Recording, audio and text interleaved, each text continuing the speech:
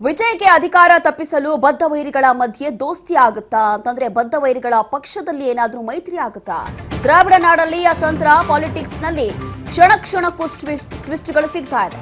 ತಮಿಳುನಾಡು ರಾಜಕೀಯದಲ್ಲಿ ಕಂಡು ಕೇಳರಿಯದ ಬೆಳವಣಿಗೆ ಆಗ್ತಾ ಇದೆ. ಹಾವು ಮುಂಗುಸಿಯಂತೆ ಇದ್ದವರ ಮಧ್ಯೆ ಮೈತ್ರಿ ಪಾಲಿಟಿಕ್ಸ್ ಆಗುತ್ತಾ ಅನ್ನೋ ಚರ್ಚೆ ಆಗ್ತಾ ಇದೆ. ಅಧಿಕಾರಕ್ಕಾಗಿ ದಶಕಗಳ ವೈರತ್ವ ಮರೆತು ಒಂದಾಗ್ತಾರಾ ಈ ಬದ್ಧ ವೈರಿಗಳ ಪಕ್ಷಗಳು? ತಮಿಳುನಾಡಲ್ಲಿ ಸರ್ಕಾರ ರಚನೆಗೆ ಡಿಎಂಕೆ ಹಾಗೂ ಎಐಎಡಿಎಂಕೆ ಸ್ನೇಹ ಆಗುತ್ತಾ ಅಥವಾ ಡಿಎಂಕೆ ಅಂಡ್ ಎಐಎಡಿಎಂಕೆ ಮೈತ್ರಿಯಲ್ಲಿ ಸರ್ಕಾರ ರಚನೆ ಗುಸುಗುಸು ಆಗ್ತಾ ಇದೆ ಈಗ. ಹಾಗಾಗಿ ಸರ್ಕಾರ ರಚಿಸುವ ಸುಳಿವು ಕೊಟ್ಟಿದ್ದಾರೆ ಸಂಸದ ತಂಬಿದುರೈ. ಎಡಪ್ಪಾಡಿ ಪಳನಿಸ್ವಾಮಿಯ ಬಗ್ಗೆ ಜನರ ಸೆಂಟಿಮೆಂಟ್ ಇದೆ. ಹಾಗಾಗಿ ಎಡಿಎಂಕೆಗೆ ಅಧಿಕಾರಕ್ಕೆ ಬರಬೇಕು ಅನ್ನೋದು ಜನರ ಆಸೆ ಕೂಡ ಆಗಿದೆ. ಹೀಗೆ ಸದ್ಯಕ್ಕೆ ಆಗ್ತಾ ಇರುವಂತಹ ಚರ್ಚೆ ಏನು ಅಂತಂದ್ರೆ ಬಹಳ ದೊಡ್ಡ ಮಟ್ಟದಲ್ಲಿ ಈಗ ಬೆಳವಣಿಗೆ ಆಗ್ತಾ ಇದೆ ತಮಿಳುನಾಡು ರಾಜಕೀಯದಲ್ಲಿ. ಒಂದು ಕಡೆ ಹೇಗಾದ್ರೂ ಮಾಡಿ ಸಿಎಂ ಆಗ್ಲೇಬೇಕು ಅಂತ ಹೇಳಿ ಸರ್ಕಸ್ ಮಾಡ್ತಾ ಇರುವಂತಹ ವಿಜಯ್ಗೆ ಹೇಗಾದ್ರೂ ಸಿಎಂ ಆಗುವುದನ್ನ ತಪ್ಪಿಸಬೇಕು ಅಂತ ಹೇಳಿ ವಿರೋಧ ಪಕ್ಷಗಳು ಕೂಡ ಸಜ್ಜಾಗಿ ನಿಂತಿದೆ.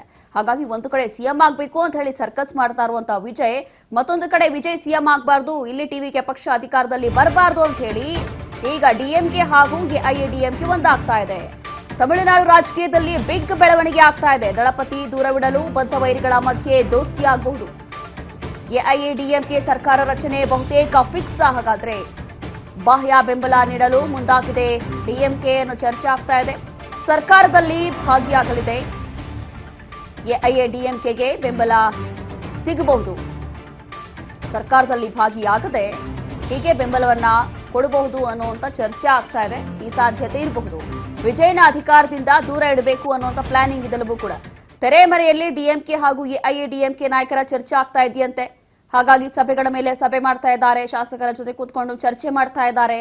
ಇಲ್ಲಿ ಡಿಎಂಕೆ ಶಾಸಕರನ್ನ ಒಂದು ಕಡೆ ಚೆನ್ನೈ ಬಿಟ್ಟು ಹೋಗಬೇಡಿ ಅಂತ ಸೂಚನೆ ಕೊಡ್ತಾರೆ. ಮತ್ತೊಂದು ಕಡೆ ನೋಡೋದಾದ್ರೆ ಎಐಎಡಿಎಂಕೆನ ಶಾಸಕರು ಕೂತ್ಕೊಂಡು ರೆಸಾರ್ಟ್ ನಲ್ಲಿ ಮೀಟಿಂಗ್ ಮಾಡ್ತಾರೆ. ಇಲ್ಲಿ ಪಳನಿಸ್ವಾಮಿ ಹೋಗಿ ಮೀಟಿಂಗ್ ಮಾಡ್ತಾರೆ, ಚರ್ಚೆ ಮಾಡ್ತಾ ಇದ್ದಾರೆ. ಹಾಗಾಗಿ ಮತ್ತೊಂದು ಕಡೆ ಗೊತ್ತಾಗ್ತಾ ಇರುವಂತದ್ದು ಈಗಾಗಲೇ ಹೇಳೋ ಹಾಗೆ ಹೇಗಾದ್ರೂ ಮಾಡಿ ವಿಜಯನ ದೂರ ಇಡಬೇಕು, ಹೇಗಾದ್ರೂ ಮಾಡಿ ಈ ಒಂದು ಟಿವಿಕೆ ಪಕ್ಷ ಅಧಿಕಾರದಲ್ಲಿ ಬರಬಾರ್ದು ಅಂತ ಹೇಳಿ ಈಗ ಕಸರತ್ತು ಮಾಡ್ತಾ ಇದೆ. ಹಾಗಾಗಿ ಇಷ್ಟು ವರ್ಷದ ದ್ವೇಷ ಮರೆತು ಈಗ ಮೈತ್ರಿ ಮಾಡ್ಕೊಳ್ತಾರ.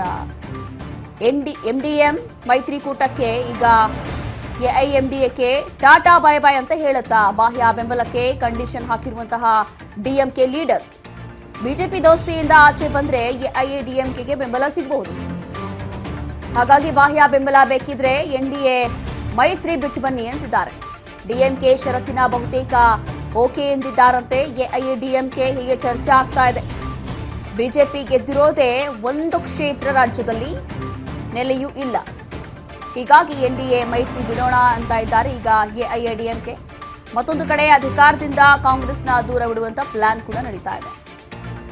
ವಿಜಯ್ ಜೊತೆ ಮೈತ್ರಿ ಮಾಡಿಕೊಂಡಿರುವಂತಹ ಕಾಂಗ್ರೆಸ್ ಲೀಡರ್ಸ್. ಹಾಗಾಗಿ ಎಐಎಡಿಎಂಕೆಗೆ ಬಾಹ್ಯ ಬೆಂಬಲ ಕೊಡಿ, ಟಿವಿಕೆ ಕಾಂಗ್ರೆಸ್ಗೆ ಚೆಕ್ಮೇಟ್ ಸಿಗಬಹುದು. ಹಾಗಾಗಿ ಹೀಗೆ ಈಗ ಪ್ರಮುಖವಾಗಿ ಆಗ್ತಾ ಇರುವಂತಹ ಬೆಳವಣಿಗೆ ಆಲ್ ಓವರ್ ನೋಡೋದಾದ್ರೆ ಮೊದಲನೇದಾಗಿ ಇಲ್ಲಿ ಡಿಎಂಕೆ ಹಾಗೂ ಎಐಎಡಿಎಂಕೆ ಮೈತ್ರಿ ಮಾಡ್ಕೊಳ್ಳುತ್ತೆ ಅನ್ನುವಂಥ ಚರ್ಚೆ ಆಗ್ತಾ ಇದೆ. ಇಷ್ಟು ವರ್ಷಗಳ ದ್ವೇಷ ಅಥವಾ ವೈಷಮ್ಯ ಎಲ್ಲವೂ ಕೂಡ ಮರೆತು ವಿಜಯ್ ಸರ್ಕಾರ ಬರಬಾರ್ದು ಅನ್ನುವಂಥ ಒಂದು ಕಾರಣದಿಂದ ಏನಾದರೂ ಇವರು ಮೈತ್ರಿ ಮಾಡ್ಕೊಳ್ತಾರಾ ಅನ್ನುವಂಥದ್ದು ಒಂದು ಕಡೆ. ಆದರೆ ಮತ್ತೊಂದು ಕಡೆ ವಿಜಯ್ ಇಲ್ಲಿ ಕಾಂಗ್ರೆಸ್ ಜೊತೆ ಮೈತ್ರಿ ಮಾಡ್ಕೊಂಡಿರುವಂಥದ್ದು ದೊಡ್ಡದಾಗಿ ಈಗ ಸವಾಲಾಗ್ತಾ ಇದೆ. ಒಂದು ಚಾಲೆಂಜ್ ಆಗಿ ಪರಿಣಮಿಸಿದೆ ವಿಜಯ್ಗೆ.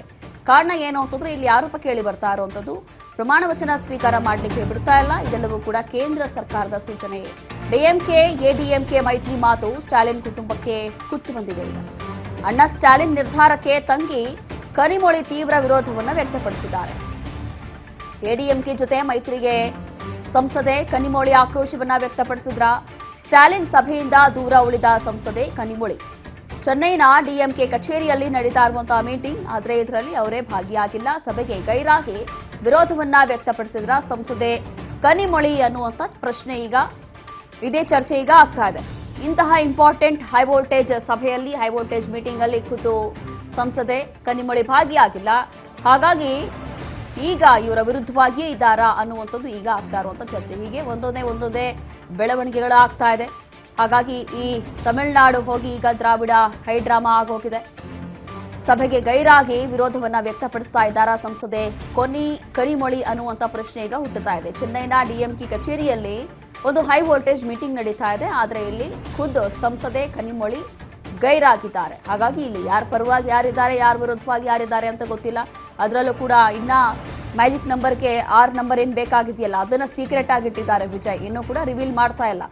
ನನ್ನ ಹತ್ರ ಬೆಂಬಲ ಇದೆ ಅಂತ ಹೇಳ್ತಿದ್ದಾರೆ. ಇನ್ನು 6 ಶಾಸಕರ ಬೆಂಬಲ ನಮ್ಮ ಬಳಿ ಇದೆ ಅಂತ ಹೇಳಿ ಗವರ್ನರ್ ಹತ್ರ ಮಾತುಕತೆಯನ್ನ ನಡೆಸಿದ್ರು ವಿಜಯ್. ಆದ್ರೆ ಯಾರು ಇನ್ನ 6 ಜನ ಅಂತಂದ್ರೆ ಅವರು ಸೀಕ್ರೆಟ್ ಅನ್ನ ಬಿಟ್ಕೊಡ್ತಾ ಇಲ್ಲ. ಹಾಗಾಗಿ ಇಲ್ಲಿ ಯಾರು ಬೇಕಾದ್ರೂ ಆಗ್ಬಹುದು, ಹೇಗ್ ಬೇಕಾದ್ರೂ ಆಗ್ಬಹುದು, ಅದು ಯಾವುದೇ ಪಕ್ಷದಿಂದಲೂ ಆಗಬಹುದು